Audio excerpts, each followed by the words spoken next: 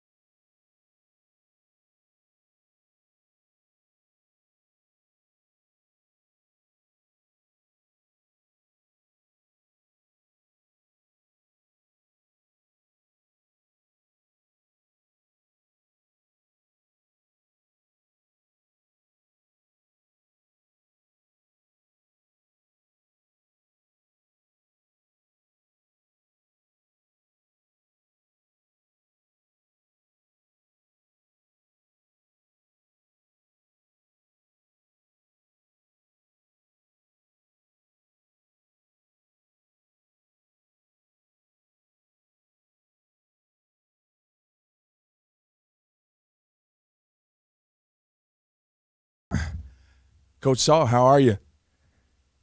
Doing great. Good to see you. No doubt. It's always good to see you as well. We strongly appreciate everything that you do here for us at the AFC. I know you spoke several times over the last decade or so and heavily involved with a number of things at the AFC. And we'll talk a little bit more about that at the end. But I kind of wanted to dive in on your current position. You are currently coaching at your alma mater, and you were the fifth person to do that at Stanford, and your legacy definitely doesn't begin there. Can you tell us a little bit about your father and the connection between you and your family in Stanford? Yeah, it goes way back. My dad, raised in San Diego, started teaching and coaching, and coached high school, junior college, and his first major college job was Stanford University. I believe it was 1974 or 75, maybe for the 75 season. So I was a little kid, born in 72.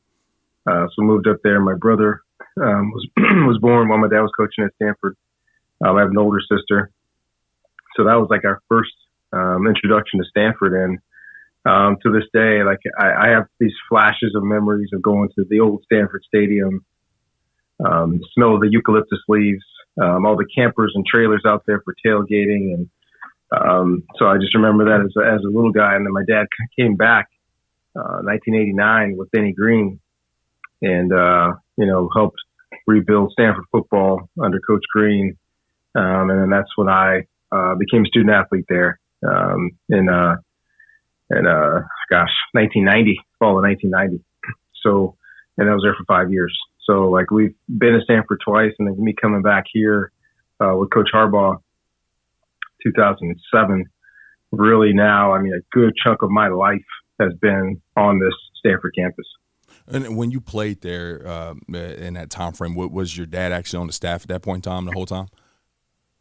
No, the first 2 years of my 5 years, he was there the first 2 years. So I was with Coach Green for 2 years. My dad was defense coordinator both years I was there. And then they all left and went to Minnesota.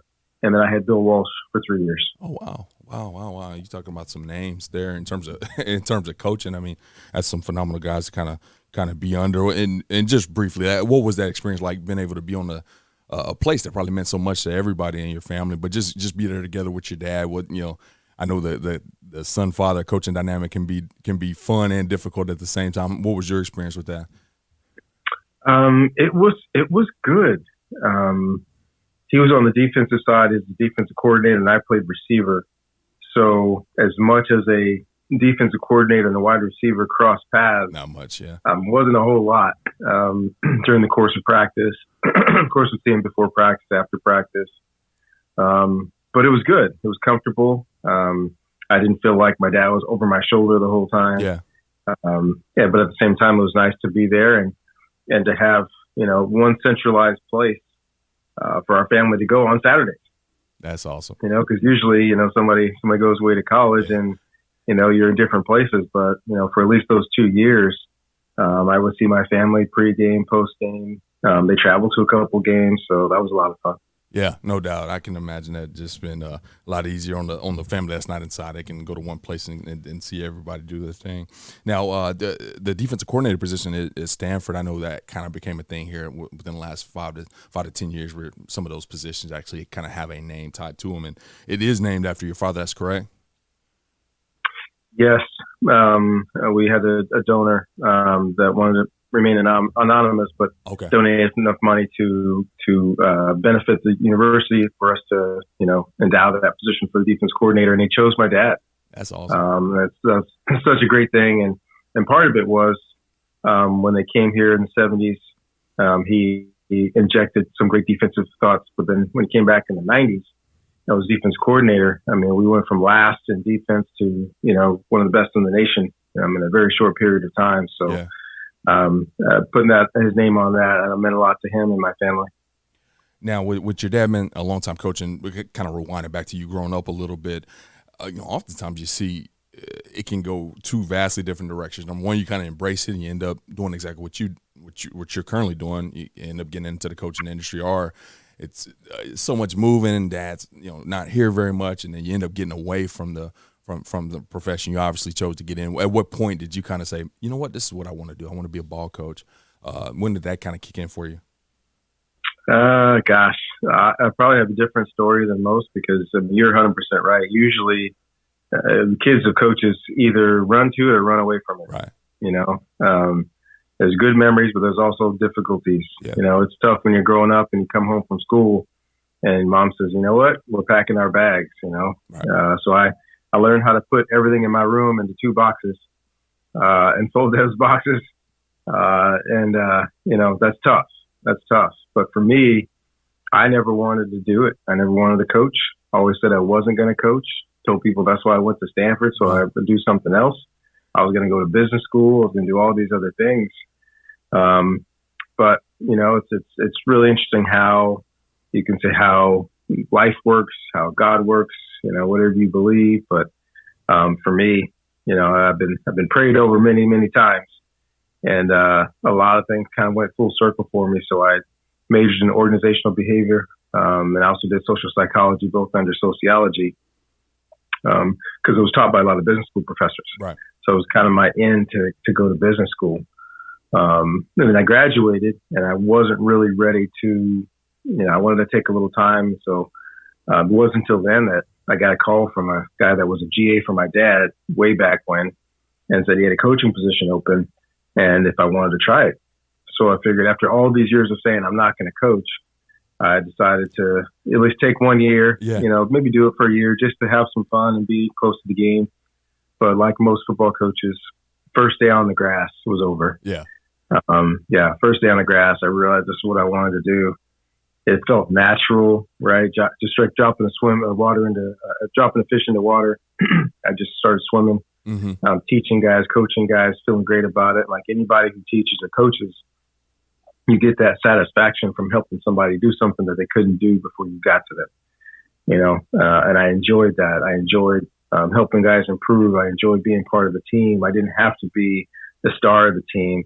I enjoyed my part of it, cutting up film, staying late to do coaches' drawings or whatever it was. Didn't bother me at all. So right. I really enjoyed it. That's awesome. Now, I'm curious, is this the job at Western Washington that you took? Yes, Western Washington University. I'm right out of college. It was a really good staff. Rob Smith was the coach. We went undefeated the first year, lost the first round of playoffs. The second year, went to the national championship. So not only was it fun and it was enjoyable, it was a small level, it was really good kids that really appreciated the coaching that we did, but we also had a lot of success. Yeah. Well, what I found the most interesting, this is, obviously I've been here for a while and you work closely with the AFCA, so I know a lot about you. One thing I did not know was that you spent 1 year on defense. When I think of you, it's only offense. So you were actually linebackers coach that year. What was that experience like? Just that 1 year to be on the other side of the ball, kind of away from your comfort zone a little bit. It made me really appreciate what I've always heard about Bill Belichick, that he takes a lot of young guys, and if he doesn't run them into the ground, if they don't quit, he puts them on opposite side of the ball that they're comfortable with, Mm-hmm. and you learn a different perspective. I heard so many of those guys say it was the best thing in the world for them. It was the best thing in the world for me. So now when I flip back over the next year I coach tight ends, I could tell my guys exactly what the outside linebackers are being taught. Right. Because we ran an 0-4-4, so I coached the outside linebackers and the strong safeties. So I had a hand in coverage and a hand in the run fit. Yeah. So I could talk to the guys intelligently, like, hey, here's what they're being taught. They're trying to play with leverage. They're trying to keep the outside in. Here's what we're doing to defeat that. For a lot of those guys being on the other side of the ball, even for just a year, it gives you that different perspective that helps you coach on your natural side of the ball. Yeah, it definitely gives you a different vantage point of watching the game and teaching the game. Now, just going back to your dad real fast, obviously having him go through the ranks at both the collegiate and professional level, probably an easy person to lean on for guidance as you start navigating through your coaching career. But who are some other people that maybe outside of your dad that you consider a mentor or somebody that's been very important in your career? Yeah, it's a pretty tight list. I mean, first of all, I learned a long time ago. I mean, you learn from everybody. Right. Learn what to do, what not to do. When I was young, I took a bunch of notes. But first of all, when I was playing, both staffs I played for, I couldn't be more grateful. I couldn't be more spoiled. That first staff was Denny Green. Brian Billick was my position coach. Tyrone Willingham was the running backs coach. And my dad was the defensive coordinator. Like all of these guys, I mean, I watched them and learned from them. Ron Turner was the offensive coordinator. Right, so I'm completely spoiled. And then with Bill Walsh's staff, Terry Shea's the offensive coordinator. My position coach was Mike Wilson, who played receiver for the 49ers. So he gave us the inside of, okay, well, here's what Coach Walsh meant when he put this play in. Here's why we do this. Here's how you run this route. So it was just like I was so spoiled with all these guys that were coaching me, and I tried to learn from all of them. But then as I began coaching, I can't thank Bill Walsh enough. He gave me his phone number when I graduated. Not everybody exchanged cell numbers back then, right? He gave me his cell number, right. And I couldn't believe it. I was like, why would I bother Coach Walsh? But I used it. And so when I began coaching, every offseason I would come back to the Bay Area, and whether he was at Stanford or he was with the 49ers in the front office, we would meet. We'd have lunch, talk about the profession, talk about offense, talk about future jobs, et cetera. And it was fascinating. But the short list after that, John Gruden, I got hooked up with John Gruden early on, and John is brilliant. He's brilliant. He's the way he teaches the game and understands the game, the way he coaches the quarterback. And he kind of took me under his wing. And, I was out there at early in the morning with him, working with, our Ty Detmer, Rodney Peete, Bobby Hoying, all these Eagles quarterbacks. But to hear him teach the game and for him to teach me the offense, how to manipulate the offense, because I played in a similar offense on the West Coast. Mm-hmm. And then John Choate taught me how to manipulate the offense, which was unbelievable. Then I had a chance to coach for Brian Billick, who coached me at Stanford, and then he hired me at the Baltimore Ravens. And the biggest thing I learned from Brian was a big umbrella structure guy, right? We're gonna define everybody's job. We're gonna structure our practices and structure our season, structure the coaching staff in such a way that's beneficial for everybody. So he taught me how to take that, not just that day-to-day stuff, but really overview, look at your entire calendar. He learned a lot of that from Denny Green also, and Tony Dungy at the Minnesota Vikings. So like that overarching looking at things was awesome. And, then I got hooked up with Jim Harbaugh, and, love Jim Harbaugh, hate Jim Harbaugh. Jim's all about competition. Yeah. So every day we are competing against everybody. Right. And to make sure that is injected in every part of what you do is we're never not competing. We're always competing. And that mentality, I try to take from him. That's unbelievable. I mean, sometimes when you're living it, it's hard for you to maybe see how big some things are. I mean, that's the who's who of coaching. Who you play for, you got to be mentored from. Have you ever stepped back and looked and just been like, wow? I mean, all the time. I'm so grateful to so many people. Now, did I work hard? Absolutely. Yeah, did I keep my nose clean and do what I was supposed to do? Absolutely. Yes, did I put in a bunch of hours? Absolutely. But so I try to impress upon young coaches, these journeys are never by yourself. It's never, hey, that guy got there because he worked the hardest. That guy probably got there because somebody helped him get there. So when you do advance, appreciate the people around you. You want to advance, it's going to take more than just you. You have to get to know people, learn from everybody, and opportunities will present themselves. No doubt. And the opportunity presented itself for you, take over Stanford a little over 10 years ago now. And you look at what's been accomplished in this last decade, and I'm sure you're not more as concerned about this as outliers are, but I mean, probably seen the most successful decade in Stanford history over the last 10 years. When you look at that program and you look at the guys, especially at a high academic institution, in a very competitive conference, you got every reason not to be as good as as you guys have been. What makes you most proud when you look back at your tenure there so far? What makes me most proud? That's a tough question. I understand. It is a tough question because, as you said, a lot of it is the accomplishments on the field, leading the conference in draft picks. Having a good number of guys go and play great in the NFL, but also having a lot of guys play well for us and then do well outside of football. Absolutely. A couple guys have started their own businesses. They've jumped in startups. They've gone into commercial real estate. A lot of guys have gone into medicine. They're doctors and lawyers. And it's great to be a part of something that doesn't cheapen any part of what we're asking them to do. Yeah. So to see and to know that our job here, we look at it different than most places. Our job here is not just to win football games. Our job here is to develop a winning culture where the guys leave here and know how to compete, know how to win at whatever they do. So bringing in Stanford people, and my dad said this all the way back in the 70s, Stanford people are inherently competitive. So we just have to stoke that and stoke that onto the football field and continue to stoke that in their educational lives. Absolutely. Now, and you can probably give us a better look at this. I kind of alluded to that earlier. I kind of mentioned a tough job or its difficulties, and I hate saying those kind of words around coaches because I know we just don't look at things like that. But when you're, I believe, the only private school, maybe there's another one in the Pac-12, but you're one of the only private schools playing FBS P5 football. How do you not make excuses? How do you say, hey, look, of course this kid can get into 90% of schools. He can't get into our school. We got to go find the ones that can. How do you train a staff to be prepared to come in and face some of those difficulties that comes with coaching at a high academic institution? The mentality that we took here early on, that I suggest to anybody out there that's not coaching at, one of the places where, it's kind of plug and play, right? You got all the money you need, you got all the players, recruit, whatever. I think you embrace what's unique about your situation. Because that's the choice. You can complain about it or embrace it.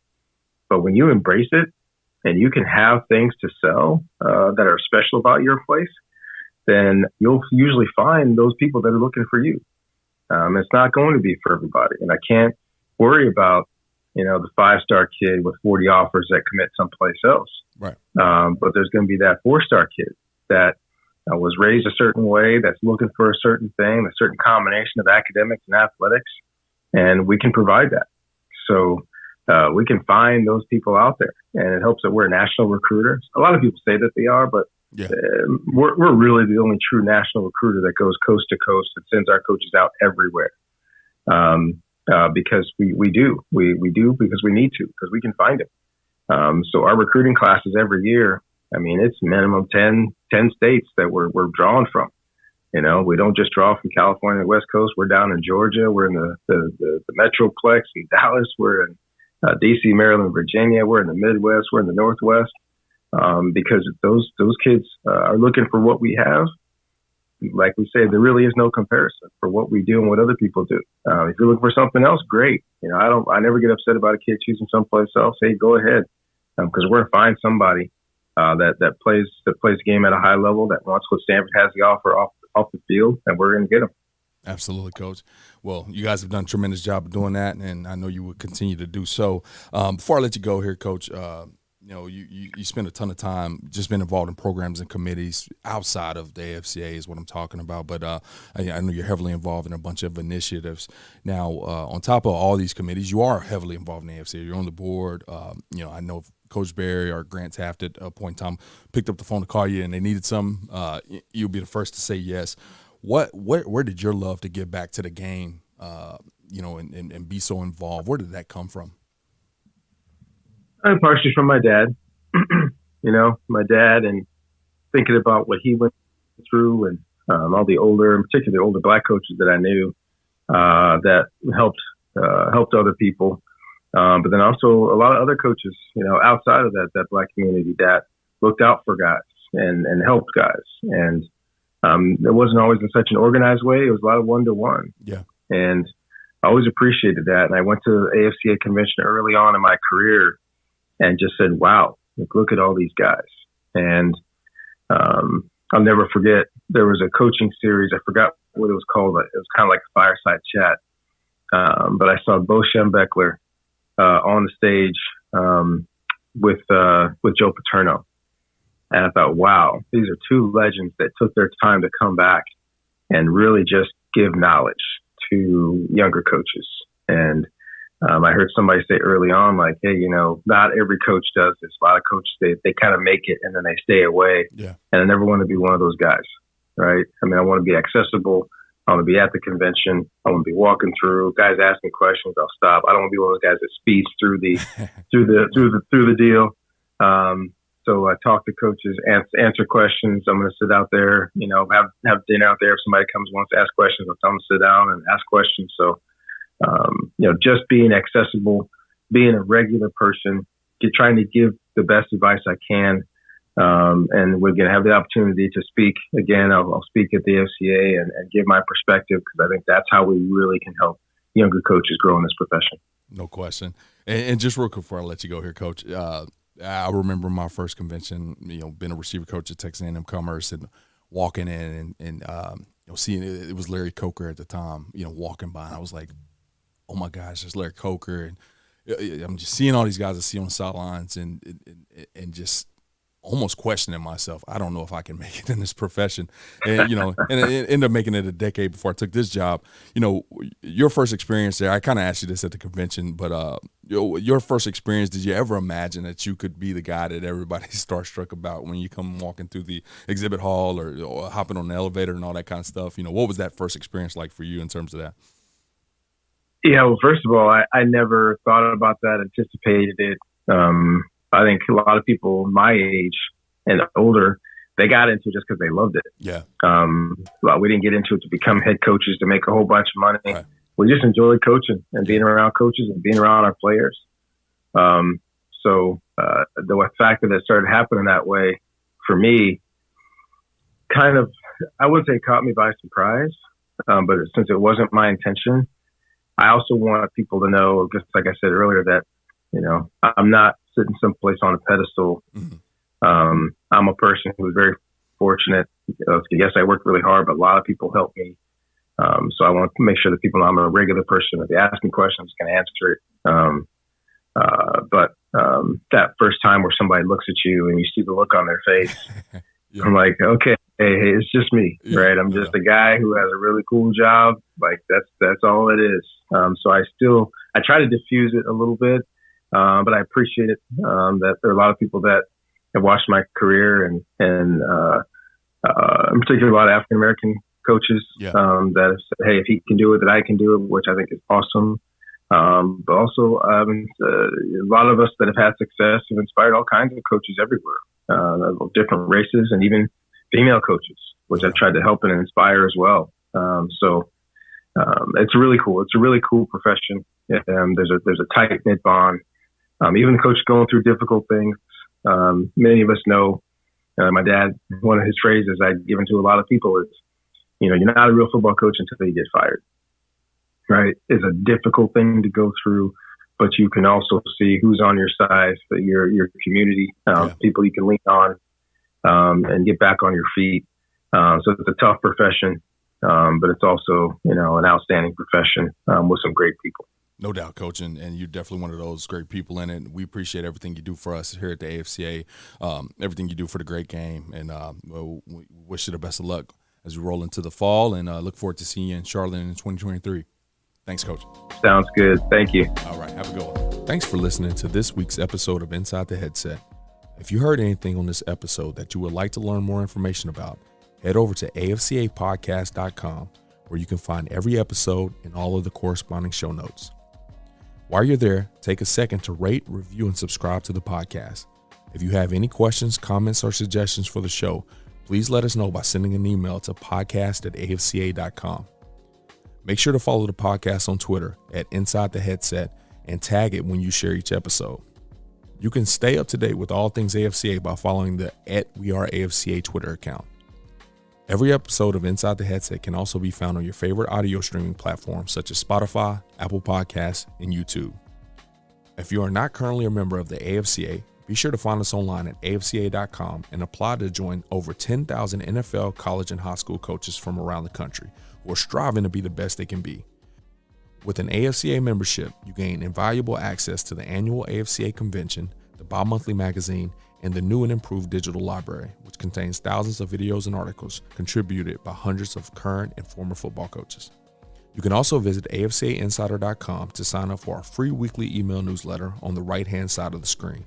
It comes out every Tuesday at lunch and is filled with great articles and stories written by many of the same coaches you hear on the podcast. It's geared to help you become a better coach tomorrow than you are today. Be sure to connect with me on Twitter at Coach Mario Price. And remember, the AFCA is not just an annual convention. It is an association that continually promotes education, guidance, and networking. But it is also so much more than that. The AFCA is about celebrating the past and educating the future. It is about developing great coaches who will produce great teams and even better people. So invest in your skill set and impact today by engaging with the AFCA.